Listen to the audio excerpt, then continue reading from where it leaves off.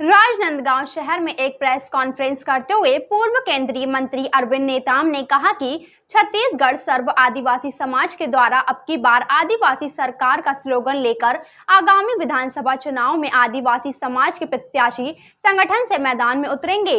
इस दौरान उन्होंने नक्सलवाद, धर्मांतरण सहित कई मुद्दों पर अपनी बात रखी। पूर्व केंद्रीय मंत्री अरविंद नेताम ने राजनांदगांव प्रेस क्लब में एक प्रेस कॉन्फ्रेंस आयोजित करते हुए कहा कि केंद्र और राज्य सरकारों के द्वारा आदिवासियों के हित पर ध्यान नहीं दिया जा रहा है। सरकार में आदिवासी समाज के लोग शामिल होने के बाद भी वे सरकार के बंधुआ मजदूर की तरह काम कर रहे हैं और आदिवासियों के हित की बात नहीं रख रहे हैं। उन्होंने कहा कि समाज वर्षों से अपने अधिकारों की लड़ाई लड़ता रहा है। इसी वजह से इस बार के विधानसभा चुनाव में 29 आरक्षित सीटों के अलावा हम अन्य ऐसे सीटों पर समाज के प्रत्याशी उतारेंगे जहां आदिवासी समाज की बहुल्यता है। वहीं उन्होंने कहा कि आरक्षित सीटों के अलावा अगर अन्य सीटों पर कोई सामान्य वर्ग से भी हो तो उसे भी अपना प्रत्याशी बनाकर विधानसभा चुनाव में उतारेंगे। वर्ग एक समाज की समस्या नहीं है, ये सभी की है। जहाँ कानून का पालन ना हो, ये सबके लिए है। वर्ग को इसमें शामिल करना चाहते हैं ताकि इससे प्रदेश में संदेश जाए कि सब समाज मिलकर के इस लड़ाई में भागीदारी है। एक जो चिंता का विषय हम लोगों ने जो विश्लेषण किया है पिछले 15 साल में, जितने भी आदिवासी समाज से या रिजर्व सीट से हमारे जनप्रतिनिधि जाते हैं, वो अपनी दायित्व को ठीक से नहीं निभाते। प्रेस कॉन्फ्रेंस में हूँ, आधा घंटे बाद आ रहा हूँ ना, नगर निगम में। और जो बात उनको कहनी चाहिए थी, क्योंकि एक जनप्रतिनिधि के नाते, समाज की प्रतिनिधि के नाते समाज के साथ कोई न्याय नहीं हो रहा, तो उनका फर्ज बनता है कि जनप्रतिनिधि विधानसभा में सरकार तक अपनी बात को रखें, समाज की बात को रखें। पर हमें बड़े अफसोस के साथ कहना पड़ रहा है कि पढ़े लिखे जनप्रतिनिधि भी अब आ गए हैं विधानसभा में समाज की ओर से। एक भी बात न विधानसभा में न सरकार तक रखने का प्रयास कर रहे हैं। ये हम लोग की समझ की बात है। इसमें हम लोगों को कानूनी अधिकार के बारे में संघर्ष करना पड़ जाए तो इस देश के लिए भी दुर्भाग्य की बात है। देश की सरकार के लिए भी, राज्य सरकार के लिए भी और समाज के लिए हो रही है।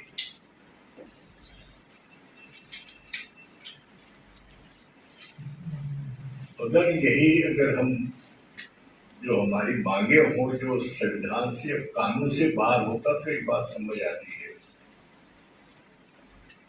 और पिछले इतने सालों से अपने अधिकारों के लिए संघर्ष करते रहे और करीब करीब कोई अधिकार में आप जो मांग रही है उसमें सुनवाई आज तक नहीं हुई। जब सुनवाई ना हो तो क्यों ना हम चुनावी राजनीति में समाज को उतारना चाहिए। हालांकि समाज का काम नहीं है कि चुनावी राजनीति करे, मैं इसके लिए बिल्कुल सहमत नहीं हूँ। पर आखिर कहीं कोई रास्ता न निकले तो समाज मजबूर है। तो मेरा ये आशा यही है कि सरकारों ने हमको मजबूर कर दिया ये स्थिति में आने के लिए। पूरे रिजर्व सीट में हमारा कोशिश होगा, प्रयास होगा समाज की तरफ से कैंडिडेट उतारें। और इसके अलावा भी 20 जनरल सीट है जहां हम लोगों ने विश्लेषण किया है, जहां 20,000 से लेकर के 70-80 हजार आदिवासी वोटर हैं जनरल सीट में। वहां भी कुछ सीटों पे आजमाएंगे समाज की तरफ से। इसके साथ साथ जनरल सीटों में भी हम अन्य वर्ग को भी अगर हमारे साथ आ जाना चाहते हैं या हमारी लड़ाई में शामिल होना चाहते हैं तो अन्य वर्ग को, चाहे वो पिछड़ा वर्ग हो या अपर कास्ट हो, उनको भी अवसर देंगे। आगामी विधानसभा चुनाव में छत्तीसगढ़ सर्व आदिवासी समाज द्वारा प्रत्याशी उतारे जाने की जानकारी देते हुए छत्तीसगढ़ सर्व आदिवासी समाज के अध्यक्ष अरविंद नेताम ने कहा कि समाज के जनप्रतिनिधियों से जो उम्मीद थी वह वे पूरी नहीं कर पाए और समाज की बात नहीं उठा पा रहे हैं। हमें सभी सरकारों ने मजबूर कर दिया। तब सर्व आदिवासी समाज विधानसभा चुनाव में अपने प्रत्याशी उतारने जा रहा है। वहीं उन्होंने धर्मांतरण के मुद्दे को लेकर कहा कि धर्मांतरण के मामले में दोनों पार्टियों की सरकारें मिलकर कानून में बदलाव करें। वहीं नक्सलवाद के मुद्दे को लेकर उन्होंने कहा कि नक्सलवाद का कारण गरीबी भुखमरी है। उन्होंने कहा कि गरीबी और भुखमरी होगा तो नक्सलवाद पैदा होगा। उन्होंने कहा कि राजनीतिक विचारधारा को बंदूक की नोक पर खत्म नहीं किया जा सकता। अगर इसे जड़ से खत्म करना है तो नक्सल समस्याओं को लेकर जो पत्रकार लिखते हैं उसके हिसाब से प्लानिंग करनी होगी। इन क्षेत्रों में शिक्षा का स्तर बढ़ाना होगा। उन्होंने कहा कि अगर दिमाग खाली है और पेट खाली है तो नक्सलवाद भरेगा। कानून का पालन करना, उसको लागू करना शासन और प्रशासन का काम है। और बड़े निराशा के साथ कहना पड़ रहा है आप लोगों के बीच में, इस राज्य में ठीक उल्टा हो रहा है। यानी कानून का पालन तो दूर, कानून के ठीक विपरीत सरकार करने का प्रयास करती रही है पिछले 15-20 साल से। इतना धरना प्रदर्शन करने के बाद भी अगर प्रजातंत्र में कोई उसका रास्ता ना मिले तो समाज क्या करेगा। हम लोगों ने काफी गहन चिंतन किया तो इस निष्कर्ष पे पहुंचे हैं कि अब एक घोषणा तो की है कि आगामी विधानसभा में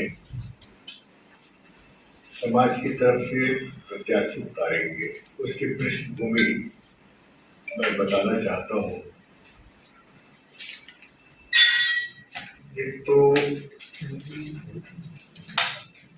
ये संस्था की स्थापना करीब 25 साल पहले रिटायर्ड अफसरों ने किया था रायपुर में, पर पिछले 20 साल से सक्रियता के साथ अपनी जो अधिकार है, संवैधानिक अधिकार जो बाबा साहब अम्बेडकर ने संविधान के माध्यम से दिए हैं, उन अधिकारों का और भी जो कानूनी अधिकार है उसके बारे में समाज लगातार संघर्ष करता रहा है और आज भी कर रहा है। हम लोग का अनुभव जो 20 साल का है, 15 साल का है, वैसा कानून इस देश के आदिवासी इलाके के लिए शायद ही कभी न पीछे बना न आगे बनेगा, ऐसा मेरा मानना है। क्योंकि हम लोग इस समय दुरिया जी की अध्यक्षता में जो कमेटी बनी थी, दुरिया समिति, उसी के रिकमेंडेशन के आधार पे ये कानून बना। उसमें एक मुख्य बात है, वैसे तो बहुत सी चीजें हैं, पर एक जो मुख्य बात जो मैं कहना चाहता हूँ कि गांव की जमीन अगर सरकार की भी है, शासन या प्रशासन उसको कोई उपयोग में लाना चाहती है तो ग्राम सभा की अनुमति आवश्यक है।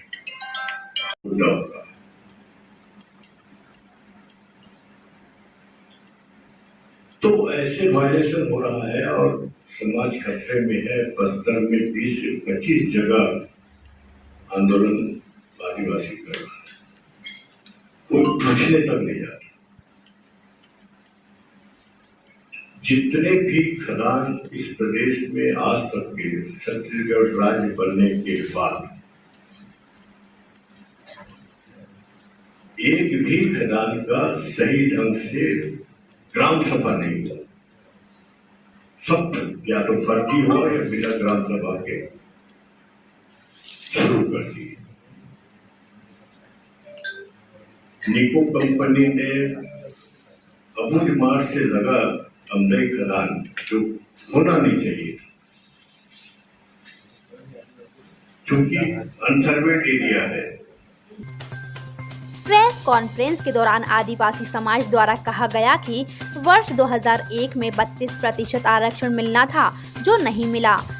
परिसीमन में आदिवासियों का 5 आरक्षित सीट को हटा दिया गया और पैसा कानून का नियम बहुत लंबी प्रतीक्षा के बाद बना, लेकिन उस नियम में ग्राम सभा का अधिकार खत्म कर दिया गया है। सर्व आदिवासी समाज द्वारा विधानसभा चुनाव में आदिवासियों के हित को लेकर प्रत्याशी उतारने की तैयारी की जा रही है, तो वहीं दूसरी ओर केंद्र और राज्य की सरकार को घेरने की भी तैयारी है। उद्देश्य क्या है? आज के प्रेस कॉन्फ्रेंस का उद्देश्य ये है कि हम सर्व आदिवासी समाज जो यहाँ आए बैनर पे और पिछले कुछ महीनों से इस बात की प्रयास कर रही है कि समाज इस बार विधानसभा चुनाव में समाज को कैंडिडेट उतारेगा। उसके पीछे ये है कि ये समाज पिछले 15-20 साल से काम कर रही है अपनी संबंधित अधिकार की लड़ाई लड़ने के लिए, कानूनी अधिकार की लड़ाई लड़ने के लिए, और सरकारें इन बातों पर गंभीर नहीं है और हमारी जो लड़ाई है उसको ध्यान नहीं दे रही है। क्योंकि हम अधिकार की लड़ाई लड़ रहे हैं तो इसीलिए जब कहीं सुनवाई की हो तो ये तय हुआ है समाज में कि हम समाज की तरफ से उतारेंगे। और दूसरी बात जो है कि आज जो हमारे जनप्रतिनिधि हैं उनसे जो उम्मीद होती थी वो भी उम्मीद उनके से बिल्कुल नहीं है, और जो बात उठानी चाहिए थी समाज की वो भी नहीं उठा रहे हैं। तो हम चाहते हैं कि जब सरकार में कानून का पालन नहीं कर रहे हैं, अपनी समस्या का समाधान नहीं कर रहे हैं, हम आंदोलन किए, धरना प्रदर्शन किए, जेल गए, उसके बाद भी कोई उसका निराकरण नहीं हो रहा है। तो हमने ये निष्कर्ष निकाले हैं कि भारतीय जनता पार्टी हो या कांग्रेस पार्टी ये तय कर लिया है कि इनको जो भी करना करने दो, आखिर चुनाव आएगा तो हम दोनों में से एक को वोट देंगे, या कांग्रेस को देंगे या तो बीजेपी को देंगे। तो हम 15 साल को यही चीज करते रहेंगे आजीवन, और रिजल्ट का कुछ ना निकले ये तो अच्छी बात नहीं है। तो ये एक बहुत बड़ा निर्णय है समाज के लिए, और सामाजिक आंदोलन को आधार बनाकर हम राजनीतिक मैदान में उतर रहे हैं। मैं व्यक्तिगत तौर से समाज को राजनीति में उतारने के पक्ष में नहीं था, पर सभी सरकारों ने मजबूर कर दिया। अगर मजबूर नहीं करते, अब हमारी बातें सुनते रहते करते रहते तो काहे को हम ये सब करते। तो ये स्थिति पैदा हुई है, और इसीलिए हम जिस सीट जो रिजर्व सीट है उसमें भी उतारेंगे, और 20 सीट और है जहां हमारी 20,000 से लेकर 80,000 मतदाता आदिवासी है, वहां भी प्रयास करेंगे। और दूसरे समाज को भी हम अगर कोई इंटरेस्टेड है तो इच्छुक है लड़ने का विधानसभा में हमारी बैनर पे, तो दूसरे समाज चाहे वो पिछड़ा वर्ग हो या उच्च वर्ग हो तो बात नहीं उठा पाते समाज की। तो क्या लगता है नए लोग जो जीत कर जाएंगे वो बात उठाएंगे या फिर वो भी वैसे ही हो जाएंगे, तो फिर आगे विकल्प क्या होगा? नहीं, आंदोलन से जो जाएगा उसकी लक्षण सरल होगा। अब अभी तो सब बंधुआ मजदूर हो गए हैं, चाहे इस पार्टी को चाहे उस पार्टी को, इस सरकार की हो इस सरकार को है। अब ठीक कहा, इतने मंत्री हैं, समस्या क्यों है?